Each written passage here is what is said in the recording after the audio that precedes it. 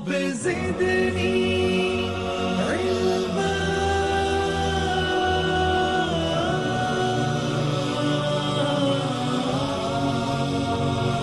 رب زدني علما.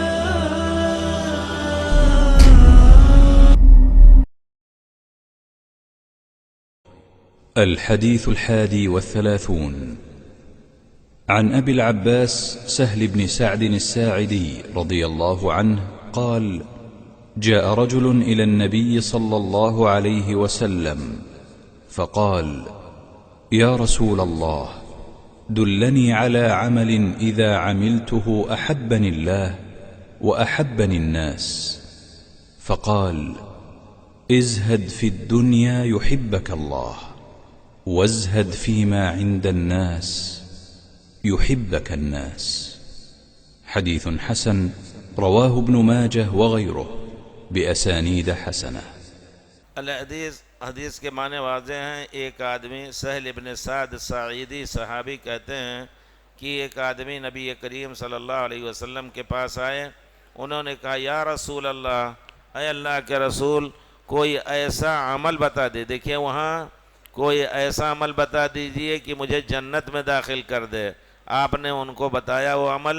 اور یہاں دلنی علی عمل اذا عملتہ احبنی اللہ، جب میں اس کو کروں تو اللہ تعالیٰ مجھ سے پیار کرنے لگے. سبحان اللہ، بہت اونچا سوال اور بہت ہی ایمان کا سوال ہے. صحابہ کرام رضوان اللہ علیہم اجمعین، ان کی زندگی کا ماحصل کہ اللہ تعالیٰ ہم سے پیار کرنے لگے، اللہ تعالیٰ ہم سے راضی ہو جائے. تو اللہ تعالیٰ نے ان سے رضامندی کا اعلان کیا. اب اگر کوئی شخص چاہتا ہے کہ اللہ تعالیٰ اس سے پیار کرنے لگے تو پیارے رسول کے اس بتائے ہوئے قاعدے پر، اس بتائے ہوئے عمل پر عمل کرے. اذا عملتہ احبنی اللہ، جب وہ کام کرو اللہ بھی مجھ سے محبت کرنے لگے اور لوگ بھی مجھ سے محبت کرنے لگیں. تو آپ نے فرمایا: ازہد فی الدنیا یحبک اللہ، دنیا میں ضروری چیز لے کر کے اور دنیا سے تم زہد برتو، یعنی جو کھانے پینے کی ضروری چیزیں زیادہ سے زیادہ دنیا حاصل کرنے کی کوشش نہ کرو، دنیا میں ایک دوسرے سے بڑھنے کی کوشش. یہ زہد ہے. زہد کا معنی یہ نہیں ہے کہ دنیا کو چھوڑ کر کے صرف مصلی بچھا کر کے پڑھیں، نماز اور عبادت کریں، یا یہ کہ جنگلوں میں نکل جائیں. نہیں، لا تنس نصیبک من الدنیا، اللہ تعالیٰ فرماتے ہیں کہ جو تمہارا ضروری حصہ ہے دنیا کا اس کو حاصل کرنا بھولو نہیں. لا تنس، بھولو نہیں. اب اللہ تعالیٰ نے پیٹ دیا ہے، اس کے بھرنے کے لیے حلال روزی کی کوشش کرنی ہے. اولاد الحمدللہ اللہ نے دیا ہے، بیوی دی ہے، ان کے لیے بھی اتنی روزی کمانی ضروری ہے جس سے وہ آسودہ ہو کر کے کھا سکیں. لیکن آگے بڑھ کر کے پوری دنیا ہم اس سے آگے بڑھ جائیں، ان کے پاس 10 بلڈنگیں ہیں تو ہم 50 بلڈنگیں حاصل کر لیں، تو پھر اس میں تم لوگوں کے بھی خلاف بہت کام کرو گے، اللہ کے مرضی کے خلاف بھی بہت کام ہوگا. تو نہ تم کو لوگ پسند کریں نہ اللہ پسند کرے گا. تو احبن اللہ و احبن الناس، تو دنیا کے جھمیلوں سے دور رہو گے تو انشاءاللہ کسی سے لڑنا بھیڑنا جھگڑنا بالکل نہیں ہوگا.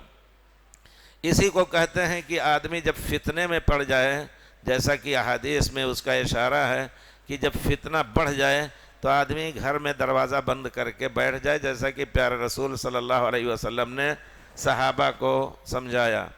حضرت امام شافعی اپنی زندگی میں ان کا شعر ہے: وَمَنْ يَذُقِ الدُّنْيَا فَإِنِّي طَعِمْتُهَا وَجَاءَ عَلَيَّ عَذْبُهَا وَعَذَابُهَا. اگر کسی نے دنیا چکھا ہے تو میں نے بھی چکھا ہے، میرے سامنے دنیا کی مٹھاس، دنیا کی نعمت اور دنیا کا عذاب بھی آیا. فَلَمْ أَرَهَا إِلَّا غُرُورًا وَحَسْرَةً عَلَيْهَا كِلَابٌ هَمُّهُنَّ اجْتِذَابُهَا. دنیا میں ہم نے دیکھا کہ اس میں ایسے کتے ہیں جو آپس میں لڑتے رہتے ہیں. علیہا، کہ دنیا کے کتے جو اللہ کو بھول کر کے آپس میں لڑتے رہتے ہیں. علیہا کلاب ہمہن اجتذابها. پھر اس کے بعد آخر میں کہتے ہیں: فطوبى لنفس اولعت قار دارها مغلقۃ الابواب مرخا حجابها. اس نفس کے لیے خوشخبری ہو جو فطوبى لنفس اولعت قار دارها، اس کو اللہ نے اس کے دل میں محبت دے کہ اپنے گھر کے اندر بند رہے، مغلقت الابواب، دروازہ بند کر لے، پردہ ڈال لے۔ تو ایسے میں جہاں فتنہ بڑھ جائے، لوگ دنیا کے بارے میں، دنیا میں پھنس کر کے ہمیں بھی ملوث کرنا چاہیں، تو آدمی کو ضروری دنیا کی روزی کما کر کے اور لوگوں سے دور ہو جانا چاہیے۔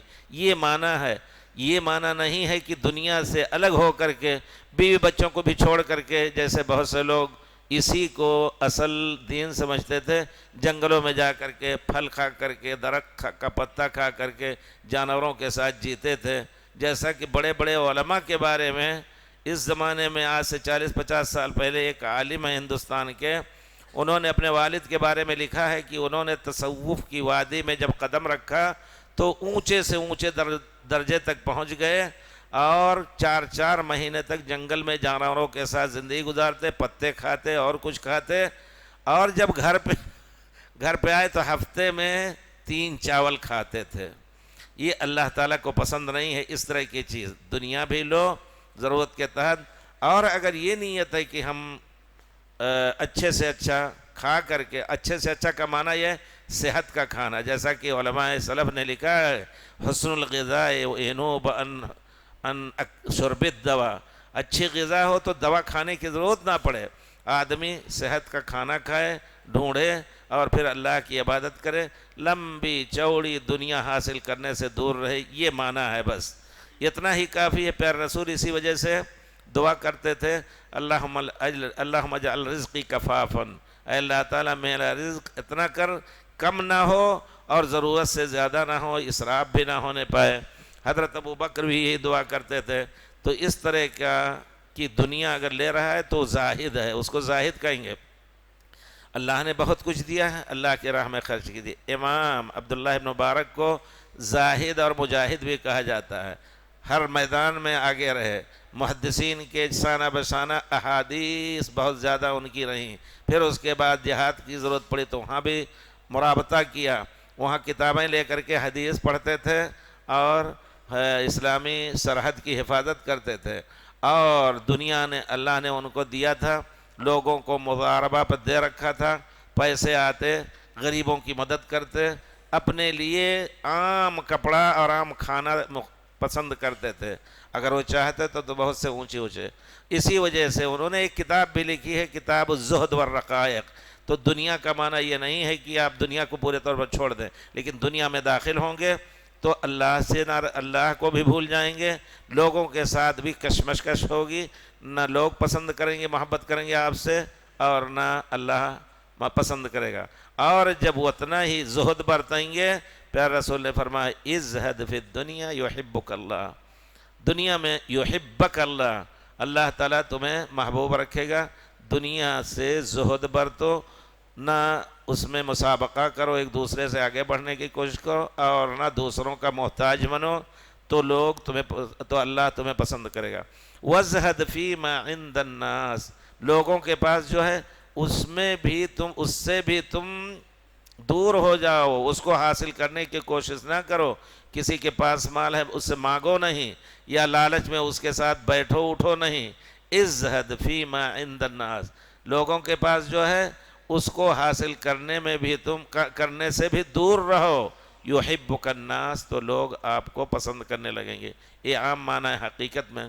اگر آپ لوگوں سے قرض لینا چاہتے ہیں، دیکھیے کتنی دور بھاگتے ہیں، یا کوئی آدمی ہے جو ہر وقت جب گزرتا ہے تو کھانے پینے کے لیے مانگتا ہے، لوگ کہیں گے دیکھو لوگوں پر بوجھ بنا پڑا، وہ آ رہا ہے ابھی وہ مانگے گا کھانے پینے کی چیزیں اپنی ضرورت کے لیے، نہیں، اپنے طور پر اللہ کی روزی خود تلاش کرو۔ اگر اللہ تعالیٰ نے مجبور نہیں کیا ہے تو انشاءاللہ لوگ تم سے محبت کرنے لگیں گے۔ جی، تو گویا صحابہ کی ہمتیں اتنی اونچی تھیں کہ وہ دنیا کے بارے میں نہیں پوچھتے تھے۔ ایک نے پوچھا کہ جنت میں داخل ہونے کا سبب بتا دیجئے، دوسرے یا رسول اللہ مجھے ایسا کام بتا دیجئے کہ لوگ اللہ مجھ سے محبت کرنے لگے، لوگ مجھ سے محبت کرنے لگیں۔ اے اللہ کے رسول، میں اب کمزور ہو چکا ہوں، اب بہت سے کام جو جوانی میں یا طاقت کی حالت میں نہیں کر پاتا تھا، کر لیتا تھا، اب نہیں کر پاتا ہوں، دلنی علی عمل اتشبث بھی، کوئی ایسا کام بتا دیجئے جو ہمارے لائق ہو، ہماری عمر اور ہمارے جسم اور صحت کے موافق ہو، تو اس کو مضبوطی سے پکڑ لو۔ پیارے رسول نے کیا فرمایا؟ لا یزال لسانک رطبا بذکر اللہ، تمہاری زبان اللہ کی یاد میں ہر وقت تر رہے۔ تو صحابہ کرام کے جتنے سوالات ہوتے تھے دنیا کے لیے نہیں ہوتے تھے، دین ہی اور اللہ کی رضامندی ہی کی خاطر وہ سوالات کرتے تھے۔ اللہ کی محبت، اللہ تعالیٰ محبت بھی کرتا ہے۔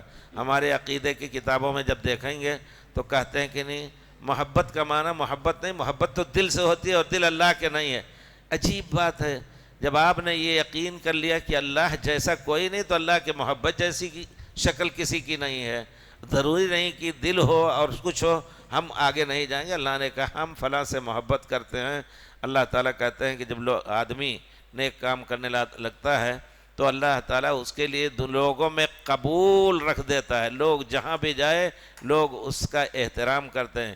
وَإِن شِئْتُمْ فَاقْرَؤُوا قَوْلَ اللَّهِ تَعَالَى، اگر چاہو تو اللہ کے قول میں اس کی تصدیق لے لو۔ إِنَّ الَّذِينَ آمَنُوا وَعَمِلُوا الصَّالِحَاتِ، جو نے ایمان لائے اللہ پر، نیک عمل کیے، سَيَجْعَلُ لَهُمُ الرَّحْمَنُ عُدًّا، اللہ تعالیٰ ان کے لیے محبت لوگوں کے دلوں میں ڈال دے گا۔ اللہ بھی محبت کرنے لگے گا، لوگ بھی اس سے، لیکن شرط یہ ہے کہ عمل صالح ہو۔ جی، اور پھر اللہ تعالیٰ نے یقیناً اس میں کوئی شک نہیں کہ جو لوگ اس کو معطل کرتے ہیں کہ نہیں اللہ کے محبت کی صفت نہیں ہے، علماء نے ان کو کہا ہے کہ یہ لوگ عقل سے کام لے کر کے اللہ کی آیت کو جھٹلا رہے ہیں۔ اس وجہ سے ہمارا عقیدہ یہ ہونا چاہیے کہ اللہ نے جو صفت اپنے لیے ثابت کی ہے، پیارے رسول نے جس صفت کا ذکر اللہ کے لیے کیا ہے، ہم آنکھ بند کر کے اس کی حقیقت پر ایمان لائیں، اگرچہ وہ ہماری سمجھ میں نہ آ رہا۔ مزید علماء اور مقررین کے بیانات سننے کے لیے ہمارے YouTube چینل کو سبسکرائب کیجیے۔ جزاک اللہ۔